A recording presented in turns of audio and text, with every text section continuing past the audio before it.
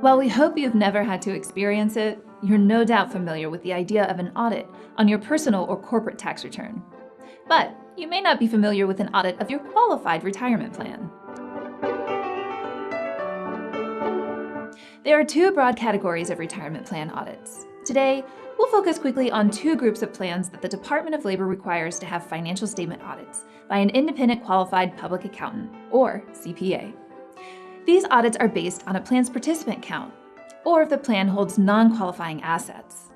The IRS or DOL also audit employee benefit plans based on questions about their operational compliance, but we'll cover that in another chat. The financial statement audit is triggered by either participant count or non-qualifying assets. In the case of participant count, the general rule is a participant count of 100 or more as of the beginning of the year will trigger an audit. But here's how it actually works. If the participant count is over 120, an audit is automatically required.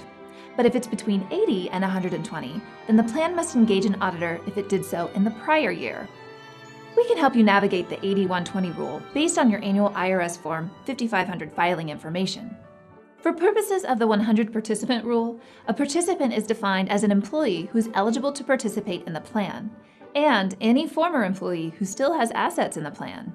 In order to be considered an eligible participant, an individual does not have to contribute or receive employer contributions or otherwise have any activity in the plan in order to be included in the beginning of the year count.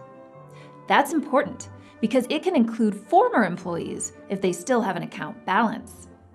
This reality, plus the annual plan cost of carrying former employees, might encourage you to force out former employees with small balances.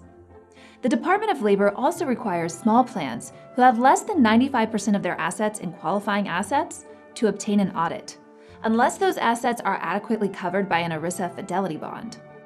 A qualifying plan asset is generally one that is easily transacted on a public exchange, like the New York Stock Exchange or NASDAQ, or that can be typically purchased from a bank or life insurance company or other regulated entity.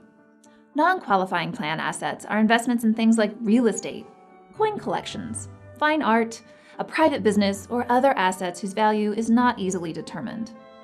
If your plan does have more than 5% of its net assets invested in non-qualifying investments, you can avoid an automatic financial statement audit by purchasing an ERISA fidelity bond to cover the value of these assets.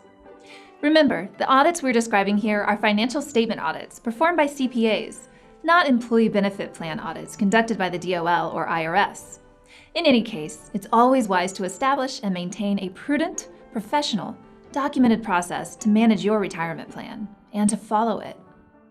If you have questions about financial statement plan audits or want to learn more about how these rules affect the operation of your plan, please give us a call.